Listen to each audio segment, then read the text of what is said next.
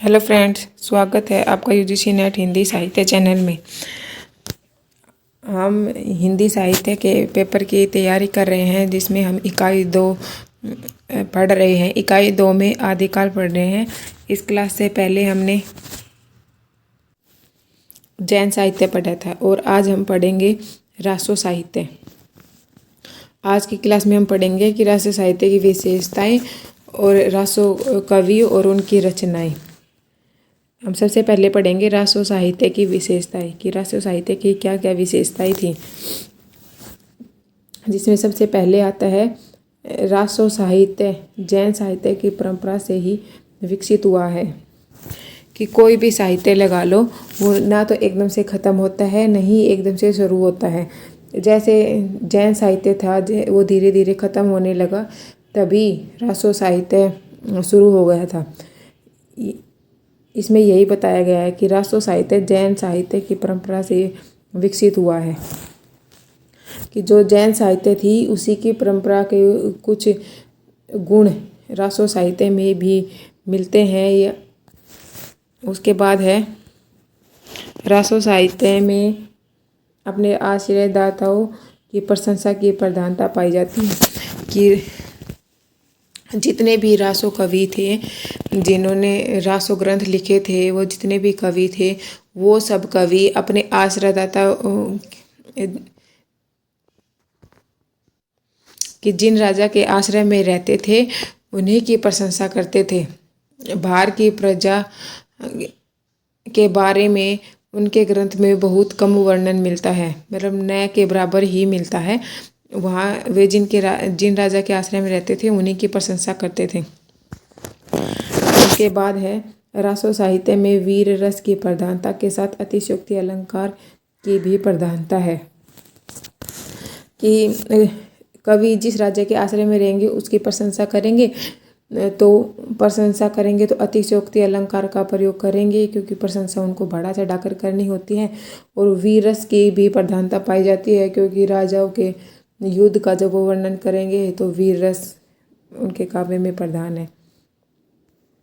उसके बाद है यह साहित्य मुख्यतः राव भाट या चारण कवियों द्वारा लिखा जाता था।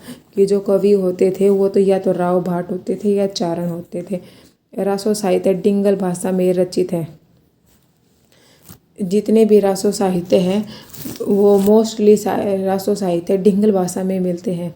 डिंगल भाषा होती है राजस्थानी और अपभ्रंश भाषा का मेल डिंगल भाषा होती है, और अपभ्रंश और ब्रज भाषा का मेल पिंगल भाषा होती है। उसके बाद है रासो साहित्य की रचनाओं में ऐतिहासिकता के साथ साथ कवियों की काल्पनिकता का भी समावेश है। आदिकाल की जितनी भी रचनाएं थी उनमें ऐतिहासिकता का अभाव तो था ही, तो जितनी भी रचनाएं थी उनमें काल्पनिकता ज़्यादा पाई जाती थी। ऐतिहासिकता थी पर काल्पनिकता उनमें ज़्यादा होती थी। अब आगे पढ़ेंगे हम रासो काव्य।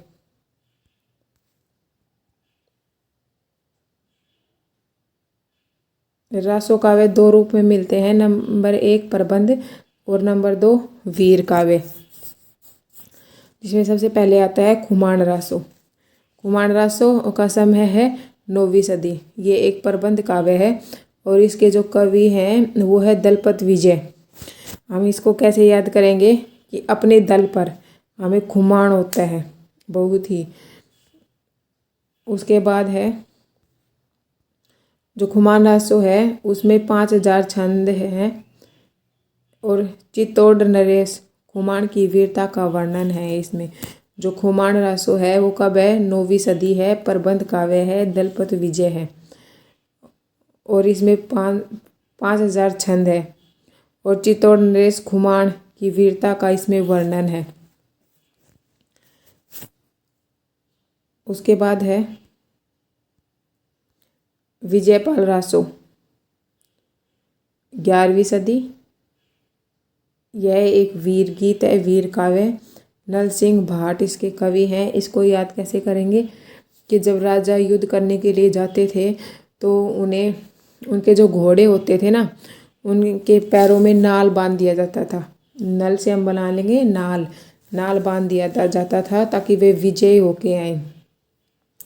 या हम किसी को भी कोई बाहर जाता है तो जो हमारी माँ होती है या दादी होती है, वे हाथ में धागा बांधते हैं जिसे नाल कहते हैं, वो बांधते हैं कि ताकि तुम विजय होके आओ। उसके बाद है, यह रचना उपलब्ध नहीं है और यह रचना विजयगढ़ के राजा विजयपाल का प्रशस्ति ग्रंथ है। जो विजयगढ़ के जो राजा थे विजयपाल, उनका ये प्रशस्ति ग्रंथ है और विजयपाल के राजा के नाम पे ही इसका नाम पड़ा है, विजयपाल रासो। उसके बाद है तीसरा ग्रंथ है बीसलदेव रासो। बीसलदेव रासो का समय है 12वीं सदी। यह भी एक वीर काव्य है और नरपति नाल इसके कवि हैं। बीसल कौन बजाते हैं? नर। उसके बाद है, यह एक वीरयपरक संदेश काव्य है जिसमें अजमेर के राजा चौहान बीसलदेव तथा राजा भोज की पुत्री राजमती के विवाह, वियोग और पुनर्मिलन की कथा है। जो बीसलदेव रासो जो है उसे में राजमती और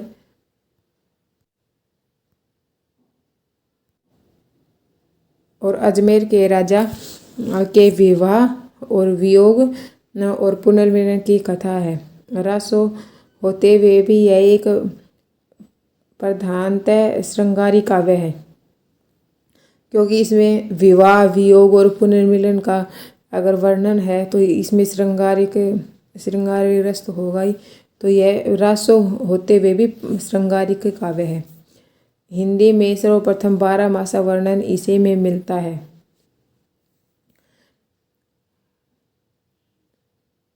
उसके बाद है पृथ्वीराज चौहान।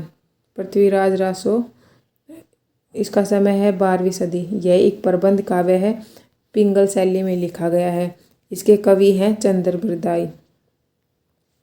इसमें पृथ्वीराज चौहान के शौर्य और वीरता के अलावा सहयोगिता के साथ उनकी प्रेम कहानी का भी सुंदर वर्णन किया गया है। पृथ्वीराज रासो जो रचना है उसमें जो पृथ्वीराज चौहान है उनके शौर्य, वीरता, उनके विवाह, सहयोगिता के साथ उनकी जो प्रेम कहानी है उसका वर्णन भी मिलता है। आगे इसमें 69 समय है जिन्हें सर्ग कहा जाता है और 68 प्रकार के छंदों का प्रयोग किया गया है। जो मुख्य जो छंद इसमें प्रयोग हुए हैं वो हैं कवित, छप्पे, दूहा, तोमर, त्रोटक, गाहा, आर्या। और ये छंद इसमें पृथ्वीराज रासो में मुख्यतः प्रयोग हुए हैं। और जो कवि चंद था उन्होंने छप्पे छंद के विशेषज्ञ थे। छप्पे छंद के विशेषज्ञ थे जो चंद्रबरदाई जो कवि थे वो। उसके बाद आता है जयचंद प्रकाश, 12वीं सदी। वीर काव्य भी है और प्रबंध काव्य भी है। इसके लेखक हैं भट्ट केदार। अगला जो है वो है जय मयंक जस चंद्रिका। ये भी 12वीं सदी प्रबंध काव्य है, मधुकर कवि।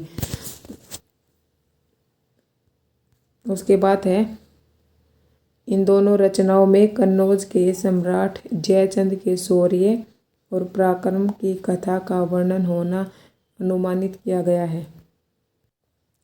ये जो 2 रचनाएं हैं ना, जय मयंक जस चंद्रिका और जयचंद प्रकाश, इनमें जो कन्नौज के जो सम्राट थे जयचंद, उनके शौर्य और पराक्रम की कथा का वर्णन किया गया है, ऐसा इन रचनाओं में मानना है। दोनों ग्रंथ अप्राप्य हैं, किंतु सिंघालय दयालदास कृत राठौर की ख्याल में इनका उल्लेख मिलता है कि ये दोनों जो ग्रंथ हैं ये उपलब्ध नहीं हुए हैं। किंतु जो सिंघालय दयालदास है उनकी एक रचना है राठौर ख्याल, उसमें इन दोनों ग्रंथों का उल्लेख मिलता है। जय मयंक जस चंद्रिका का और जयचंद प्रकाश का। उसके बाद है परमाल रासो। परमाल रासो का समय है 13वीं सदी। यह एक वीर गीत है। इसके जो लेखक है वो है जगनिक। कि जग पर माल है। जग पर क्या है? जग पर माल है।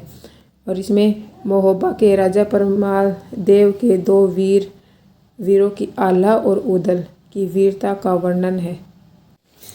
परमाल रासो जो रचना है उसमें आल्हा और उदल नाम के 2 वीर कवि थे, उनका वर्णन मिलता है। उसके बाद है उत्तर प्रदेश में। यह ग्रंथ उत्तर प्रदेश में वर्षा ऋतु में गाया जाता है, जिसे आल्हा खंड के नाम से भी जाना जाता है। केंद्र है बैसवाड़ा। और फर्रुखाबाद के तत्कालीन चार्ल्स इलियट ने सर्वप्रथम 1865 में इसे प्रकाशित करवाया था। ये है परमाल रासो। कि परमाल जो रासो है उसके कवि हैं जगनिक। इसे आल्हा खंड के नाम से भी जाना जाता है। और परमाल रासो में आल्हा और उदल नाम के 2 वीर योद्धा थे, उनका वर्णन मिलता है। उसके बाद है पृथ्वीराज चौहान, जिसके कवि हैं चंद्रबरदाई। इसके कुछ महत्वपूर्ण तथ्य है। पहले है मिश्र बंधु। मिश्र बंधु ने हिंदी का वास्तविक प्रथम महाकवि चंद्रबरदाई को ही कहा जा सकता है। मिश्र बंधु ने का ये कथन है, जितने भी कथन आते हैं उन्हें बहुत अच्छे से और ध्यान से याद करना है। हिंदी का वास्तविक प्रथम महाकवि चंद्रबरदाई को ही माना जाता है। उसके बाद है आचार्य रामचंद्र शुक्ल। ये चंद्रबरदाई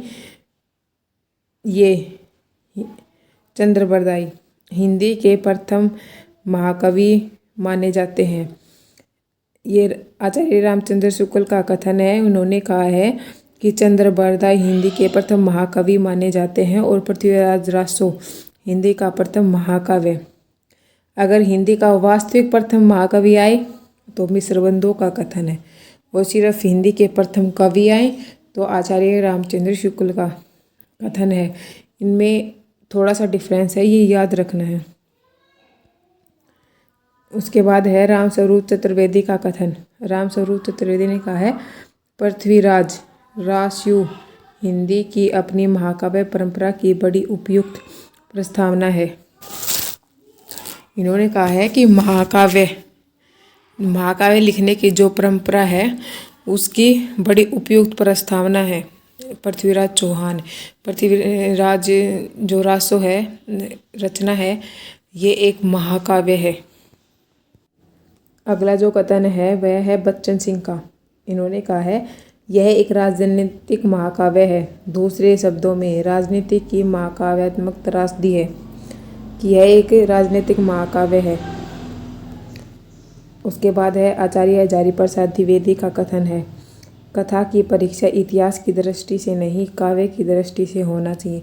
देखो कितनी अच्छी लाइन है कि किसी भी काव्य की हमें परीक्षा इतिहास की दृष्टि से नहीं कि कब रचा गया था। कितना मान है कि किसी भी ग्रंथ की जो पहचान है वो काव्य की दृष्टि से होनी चाहिए कि वह कितना अच्छा काव्य है।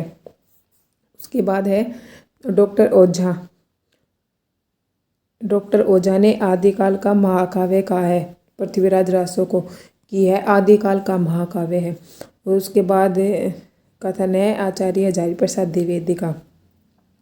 आचार्य हजारी प्रसाद द्विवेदी ने कहा है कि यह सुख सुखी संवाद में हुई है, कि जो पृथ्वीराज रासो है उसकी रचना सुख सुखी संवाद में हुई है। उसके बाद है डॉक्टर नरोत्तम स्वामी ने प्राप्त कृतियों के आधार पर इसके 4 रूपांतर निश्चित किए हैं। कि जो डॉक्टर नरोत्तम स्वामी थे उनको इनकी जितनी भी कृतियाँ मिली है उनको 4 भागों में बांटा है। पहली है वृद्ध रूपांतर, इसमें 69 समय है और 16,306 छंद हैं। जो दूसरा है मध्य रूपांतर, इसमें अध्याय को प्रस्ताव कहा गया है कि इसमें मध्य रूपांतर में जो अध्याय है उनको प्रस्ताव कहा गया है। इसमें 9000 छंद है। तीसरे नंबर पे है लघु रूपांतर, इसमें 19 सर्ग है तथा 3500 छंद है।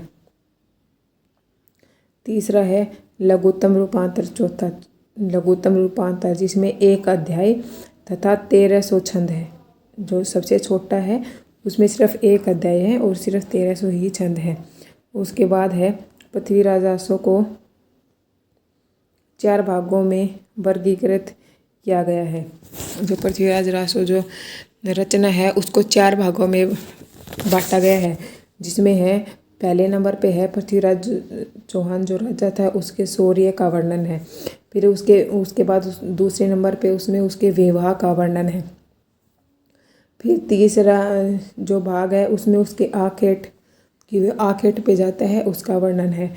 जो लास्ट में है उसमें विलासिता कि जैसे भाई युद्ध कर लेता है और शादी वादी हो जाती है, उसके बाद उसको वो विलासिता में डूब जाता है, भोग विलास में लग जाता है, मदिरा पान करने लग जाता है। और पृथ्वीराज रासो जो रचना है उसका पूर्वार्ध तो प्रमाणिक है पर उत्तरार्ध जो है वो अप्रमाणिक है। डॉक्टर वुलर ने रासो काव्य पर रोक लगाने की अनुशंसा की थी, क्योंकि उन्होंने उसे एक जाली ग्रंथ कहा था कि यह एक जाली ग्रंथ है। उसके बाद हम देखेंगे कि पृथ्वीराज रासो को प्रमाणिक, अप्रमाणिक और अप्रमाणिक मानने वाले कवि कौन कौन से थे और इनको हम ट्रिक से याद करेंगे। पहले हम देखेंगे प्रमाणिक मान लेने वाले कवि मोहनलाल विष्णुलाल पांडे, श्याम सुंदर दास, मिस्र बंधु, कर्नल टार्ड और जॉर्ज गिरियसन। इनको हम कैसे याद करेंगे कि मोहन को बना लेंगे मोहे, श्याम, मिस्र बंधु से बनाएंगे मिस करे कि मोहे श्याम मिस करे चरणों में गिरकर। मोहनलाल विष्णुलाल पांडे, मोहे का मोहनलाल विष्णुलाल पांडे, श्याम सुंदर दास, मिस करे मतलब मिस्र बंधु, मिस करे कर्नल टार्ड और चरणों में गिरकर जॉर्ज गिरियसन। उसके बाद अप्रमाणिक मानने वाले कवि, अप्रमाणिक मानने वाले कवियों में आते हैं मुंशी देवी प्रसाद, आचार्य रामचंद्र शुक्ल, डॉक्टर श्यामला दान, गौरी शंकर हीराचंद ओझा और डॉक्टर कोलन और मोतीलाल मिनारिया। इनको हम कैसे याद करेंगे कि मुंशी देवी ने राम और श्याम को हीरा दिया, हीराचंद का हम हीरा लेंगे, हीरा दिया। उन्होंने उस पर कलन करके उसे क्या बना दिया, मोती बना दिया। मुंशी देवी ने आचार्य रामचंद्र शुक्ल का राम और इसका डॉक्टर श्याम लदान का श्याम, राम और श्याम को हीरा दिया। उन दोनों ने उस पर कलन करके क्या बना दिया, उस पर मोती बना दिया। ये मोतीलाल मिनारिया अलग कवि है, मोती बना दिया। तो इसमें से हो गए ना ये कवि। अब आगे देखेंगे अर्ध प्रमाणिक मानने वाले कवि। अर्ध प्रमाणिक मानने वाले कवियों में है मुनिजन विजय, हजारी प्रसाद द्विवेदी, सुनीता कुमार चटर्जी और दशरथ ओझा। इसको हम याद करेंगे कि अर्ध प्रमाणिक की बात सुनकर मुनि ने हजारों बात सुना दी। किसको? ओझा को, दशरथ ओझा को। अर्ध प्रमाणिक की बात सुनकर मुनि ने हजारों बात सुना दी मतलब सुनी थी। किसको सुना दी? दशरथ ओझा को। उसके बाद है हमीर रासो। इसके कवि थे सारंगधर। राहुल सांस्कृत्य ने इसके कवि किसको माने हैं? जज्जल को। जज्जल नाम का एक कवि था, उस हमीर रासो उसकी रचना मानी है। आचार्य हजारी प्रसाद द्विवेदी ने कहा है कि हमीर शब्द किसी पात्र का नाम न होकर विशेषण है जो अमीर का विकृत रूप है। उसके बाद डॉक्टर बच्चन ने इन्हें अनुमानित कुंडलिया छंद का प्रथम प्रयोक्ता माना है।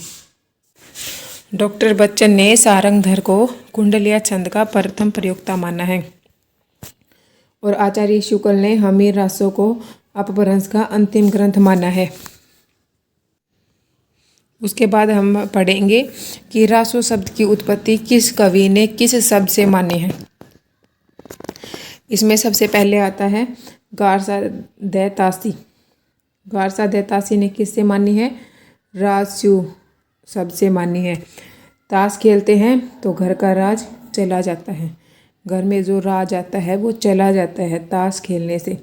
उसके बाद दूसरे नंबर पे है हरप्रसाद शास्त्री। हरप्रसाद शास्त्री ने किससे माना है? राजयश से। जो शास्त्री होते हैं उनसे हम घर में जब हवन करवाते हैं या कुछ हमें अच्छी चीज़ें सिखाते हैं तो उससे यश आता है। आचार्य शुक्ल ने किससे माना है? रसायन से।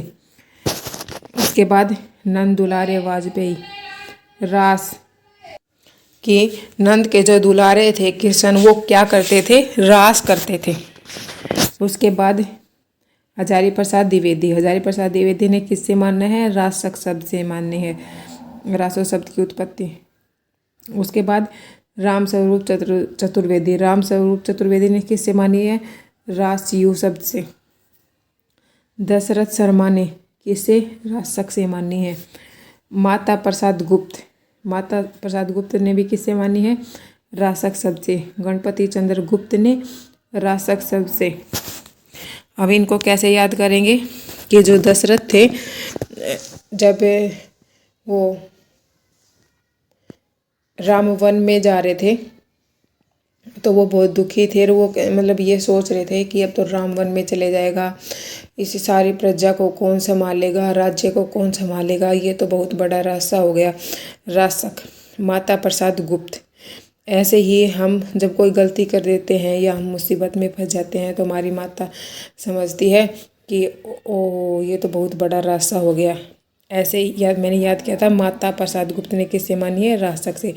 गणपति चंद्र गुप्त ने रासक से। गणपति जब गणेश जी का मुख कट जाता है तब भी ये कहते हैं ये तो बहुत बड़ा रास्ता हो गया, अब भगवान का सिर कट गया, अब इसके ऊपर क्या किया जाए। माता पार्वती भी गुस्सा हो जाती है तो उसके ऊपर एक हाथी के बच्चे का मुख लगा दिया जाता है। तो गणपति जी का जब मुख कट जाता है तब भी रास्ता हो जाता है। हम कोई गलती कर देते हैं हमारी माता उसको भी रास्ता समझ लेती है कि ये तो रासक हो गया। Thank you for watching. अगर वीडियो अच्छी लगे तो लाइक शेयर एंड सब्सक्राइब करें। Thank you.